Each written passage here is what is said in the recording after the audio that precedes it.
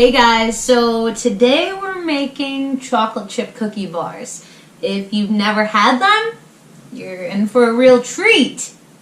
Yeah, that was mad corny, don't judge me. So moral of the story is my mom made these all growing up and then she stopped for a minute and I confronted her about it a few months ago. I'm like, what's the deal? Why are you holding out on us? So she whipped them up and I'm sure a lot of people already know that nothing is safe in my house. Cookie bars have a special place in my heart. They're not hard to make. It's just my mom definitely makes them with love, and they're what's up. So I brought home a few. Obviously, I was going to share, and Lee had other things in mind. I said, hey, I brought home like 4 or 5. Just, when I get home from work, I'm looking forward to having 1 or 2, maybe 1 today, 1 tomorrow. So the problem with that is he just is working from home and realizing, hey, I'm hungry. And he goes ahead and eats not 1, not 2, but however many are there. And then when I get home and I'm like, oh yes, those cookie bars, I can't wait to come home and eat them. Down all of them. Just kidding. Because I come home and there's not even 1 left. And his response is always, I don't remember eating them. So there's been times where I've literally searched the whole house just to make sure he didn't remember putting them somewhere else. So we're getting to the point where I'm going to start making them. In hopes that once I make them, they last a little bit longer. So I'm going to look up these directions here because it's 2019 and I don't own a cookbook, and in the midst of that, I also found out I don't own a mixer. I'm going to prove that at 26 years old, I can bust this out without a mixer. So we'll see. So we're going to preheat the oven. I didn't do that yet. We'll get there. Grease 15 by 10 inch jelly roll pan. I don't know if I have a jelly roll pan. I don't think this is 15 by 9. It'll have to do because this is all I got going on here. I don't even have a mixer, so I don't even think I have anything to grease it with, so that's a problem. I mean, there's only so much we can do. So we're gonna combine the flour, which is 2 1/4 cup. All right, now we got these cute little jars here. So we're gonna do this. We'll see. Lee will probably come home to a damn mess, but yeah, that's why I'm doing this, because he's not here, so it's a free-for-all, and once they're done, maybe I can stash some somewhere where he doesn't know where they are, and then tell them that I brought them to a friend, and he trusts me, so. And that's really a little white lie. It's not something that, I go around lying to my boyfriend. It's just like, well, what he doesn't know about cookie bars won't hurt him. Because if I don't find some way of salvaging these made with love cookie bars, I won't get any. Now it's saying 1 teaspoon of baking soda. These are some old-fashioned antique type of things. I'm a wicked good cook. I mean, not like wicked good, but like I make things and they typically taste good, but I don't do baking. Okay, so I don't have any of that fancy schmancy baking salt or whatever. I literally have table salt that I'm just going to hope is fine and call it a day. Like fine as in to use. They're probably the same thing. Okay, so there's that teaspoon of table salt. So, move this over. We got cute little jars set up for everything, because, we're antique queens, clearly. How much butter is it calling for? 2 sticks. Now, Lee has this theory where real butter is the stick butter. A lot of people feel that because it's true, but I was raised on good old-fashioned country crock. In the tub. It was easy to use. And I loved it.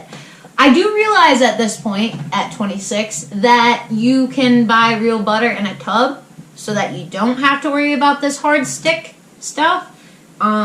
Because, like, every time it's at a family dinner or something, you can't even spread it on bread or nothing. It's like, okay, what am I supposed to do with this?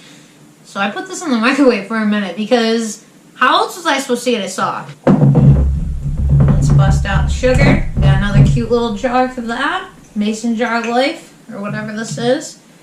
What did I say? 3/4 cup. Okay. The other issue is, back in the day when my mom made these, they used to have the recipe on the back of this here chocolate chip morsels bag. And now they don't. It's now milk chocolate oatmeal cookies. That's all fine and everything because milk chocolate oatmeal cookies are good too, but that's not what they used to do. And I might sound like my grandparents, especially my 87-year-old great-grandmother. Her name is Zanetta too, by the way. We don't like change. Why would we go to the store, expect this recipe here on the back? I mean, what if we didn't have the powers of Google? So let's hope that this is the correct chocolate chip cookie bar. We gotta get the brown sugar. Now this is going to be 3/4 cup packed brown sugar. That means something. We're gonna find out. Perfect. That's what I like to see. Vanilla extract. All right. Yep, we got that. 1 teaspoon. Here we go with the antique teaspoons. Got this here. I got everything out. Now, you might be wondering why the hell I am whipping out cookie bars on the couch.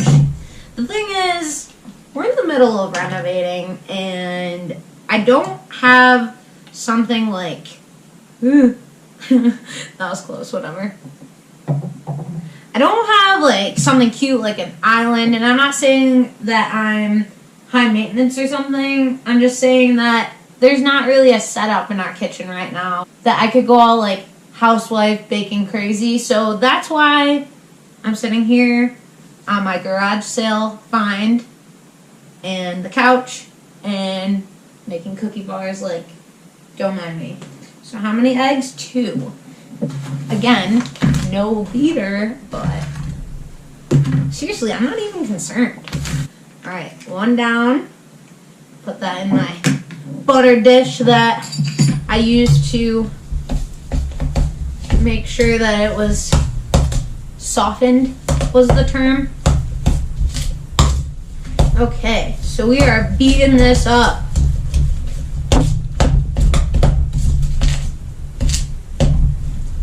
It's getting pretty thick here. Oh my gosh. Okay, so we put 1 in, so we're gonna add another one because it says like 1 at a time, and I feel like the other one's in there doing its thing. So, boom. I don't think that I dropped an eggshell, but hopefully not. Watch Lee try to eat these tomorrow while he's at work and I'm at work, and he texts me that he found an eggshell. But it's not that I want him to choke, it's just that it's karma for eating everything, you know? It really is. God, it's like, why waste money on a mixer? You know, people got those fancy schmancy things. I've seen it on Keeping Up with the Kardashians. They got them right out on their big island, you know, right next to their clear jars with their organized cookies. Like, they don't even eat the cookies. They're just organized and set up for looks. It's like, hey, you don't ever indulge in any of those cookies. They just sit there. I find that hard to believe, but then again, they have lots of money, so they can just display cookies like no problem. So you're going to gradually beat in flour mixture and then stir in morsels and nuts, but we're not doing nuts. That's just not a thing. This is probably the first point where I wish I had a mixer. Oops. It's fine. Everything is good. I'll just sweep this up. It's really too bad that we don't have a cat or a dog or something. The only other thing we gotta do here is put the bag of chocolate chips in here. And, you know, the last time I did this with my mom, it says It says 2 cups. My mom said that's the whole bag. So I'm going to trust her on it, and I'm fine with that. I mean, more chocolate chips the better, right? So we're just going to add the whole bag. Boom. Just like that. And we're going to get our beater back out again. Now, I didn't preheat the oven yet, so we're just going to have to chill for a minute. But I got to find out something to grease this pan. I don't know, can you use butter or something? I don't think we have anything. I'll have to Google something. Maybe oil? We don't have Crisco. I'm going to Google what you can use to grease the pan if you don't have Crisco. Now, everybody watching this is probably like, seriously? You can use this, that, and the other thing. But I am not an experienced baker, so I wish you wouldn't judge me. What to use to grease a pan? Butter and shortening are the 2 most common fats used to grease baking pans. So I used all the soft butter. You know what?